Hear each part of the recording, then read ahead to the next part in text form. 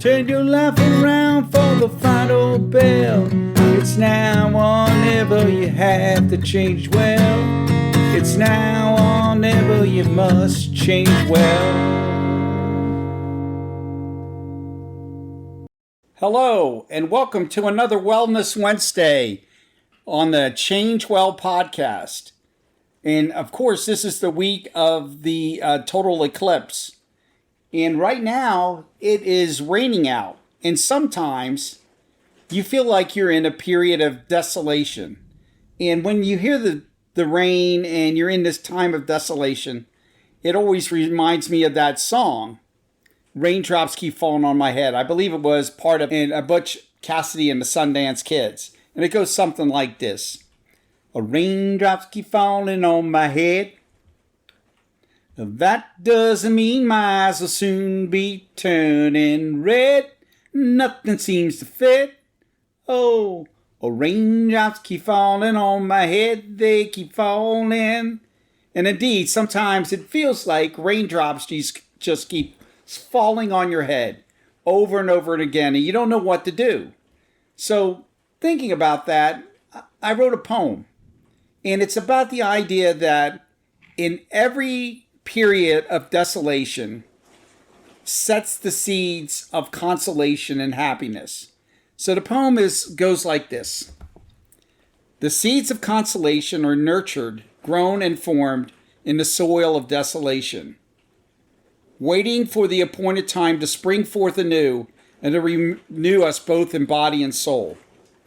We do not know the appointed time, the hour when, like the sun rising on a new day, our darkness will be pierced and hope renewed. But we do know, whether it will be in this life or the next, we can have faith that it will come, hope that our hearts will again be set afire, and charity to all in the time while we wait. So what do you do at a time of desolation or in a time of consolation when you're happy? Well, the best rules that I know to live by is something I read at least on a weekly basis, sometimes 3 times a week. Some of you may know them already, but at the end I'll tell you who wrote these. And then I'm going to give you a little bit of insight of how I live them. So the first rule is, only for today, I will seek to live the livelong day positively without wishing to solve the problems of my life all at once. And isn't that how it is? Sometimes when we're anxious and we're worried about the future, we can't get out of our mind and worse casting. Just like you hear the hail background here now. I don't know if I'm going to be able to cut it out. But when you're in that period, you just got to hold on to whatever positive happens in that day. Write it down. Capture the 3 positive moments. Even in the most anxious times, there's something to be thankful. Rule 2. Only for today, I will not raise my voice. I will be courteous in my behavior. I will not criticize anyone, and I will not claim to improve or to discipline anyone except myself. First, remove the plank out of your eye instead of getting the speck out of someone else's eye. You always should seek to improve yourself and not be cutting other people down. They may need to have some positive words if they're going down the path of a wrong path. That's only what friends do. But first, seek to improve yourself before ever casting aspersions on someone else. Third, only for today I will be happy in the certainty that I was created to be happy, not only in the other world, but also in this one. Okay, sometimes this world can get you down, and you don't know how to deal with it. But rest assured, we're not only supposed to be in times of desolation all the time. Sometimes barriers are put in place, as I said in my poem, to set the seeds for future joy and consolation as a growing point. But rest assured, we are meant to be joyful in this world. That's why God gave us such amazing things as the eclipse earlier this week. So that is something to hope for, that you should be happy. You can't always be happy, but there's always going to be the seeds of joy. Joy will again come. The sun will come out again after the eclipse.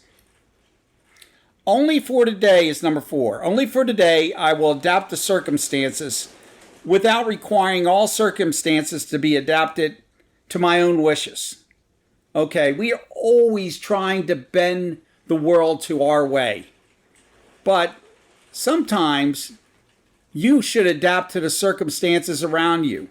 You get stuck in traffic, take some time to listen to a good book. If someone is taking a long time in the store line and you see somebody new, strike up a conversation. So adapt to the circumstances. You don't always have to have the circumstances adapt to you. That's something I have to think about every day. 5. Only for today I will devote 10 minutes of my time to do some good reading, remembering that just as food is necessary to the life of the body, so good reading is necessary to the life of the soul. I got to tell you, reading is fundamental, as somebody used to say. Reading is the perfect thing, and I'm not talking about reading the latest Facebook post. I'm talking about reading classics, reading poetry, reading positive quotes. These are the kinds of things that can build you up. Only for today, I will do one good deed and not tell anyone about it. Okay, it's always great to do a good deed, but don't go spout it out on Facebook. Pay it forward. Go pay someone's, you see someone that's short on cash in the line. Pay for their food if you have it. Just look for ways to do a good deed. And don't ask for something in return. The reward is just feeling good about doing something good for somebody else. Only for today, I will do at least one thing that I do not like doing. And if my feelings are hurt, I will make sure that no one notices.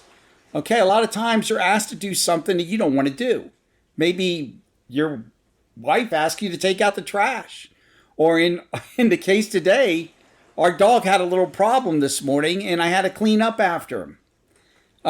You should just do it. You know, sometimes these obstacles are put in your way to do something you don't like to do. And don't just act like your feelings are hurt. Oh, woe is me, I had to do this. Just do it. Offer it up. Only for today, I will make a plan for myself. I may not follow it to the letter, but I will make it. And I will only be on guard for 2 evils. And these are 2 evils. Hastiness and indecision. So sometimes we just say, I got to get a plan. There's a problem. I got to go attack it. And we don't try to get any kind of discretion. That's not a good answer. So you're trying to get a plan out of your hastiness. The other thing is, we just say, oh, I don't know what to do. I have to get more and more information. It's always good to get information. It's always good to be well-versed, but at some time you have to make a decision. So I think this is probably one of my favorite rules. Number 9, only for today, I will firmly believe, despite appearances, that the good providence of God cares for me as no one else who exists in this world. Okay, this is a little spiritual for some people, but there is somebody out there looking for you. And even in the worst times, there is a seed of, as I said earlier, consolation. Something good will come out of bad times. So you should look and have hope that you again will be good, either in this time or for us that believe in an afterlife, in the afterlife. And the last one, only for today, I will have no fears. In particular, I will not be afraid to enjoy what is beautiful and to believe in goodness. Indeed, for 12 hours, I guess they sleep for 12 hours the other time, I can certainly do what might cause me consternation were I to believe I had to do it all my life. Face your life without fears. Do not get worried about what tomorrow brings. Leave tomorrow for tomorrow. But only for today, look at and enjoy what is beautiful. There's so much good in this world. This is the Decalogue for Living, and I didn't say who wrote it. I'm going to say it now. This Decalogue for Living came from Angelo Roncalli, who's better known as Pope John the 23rd.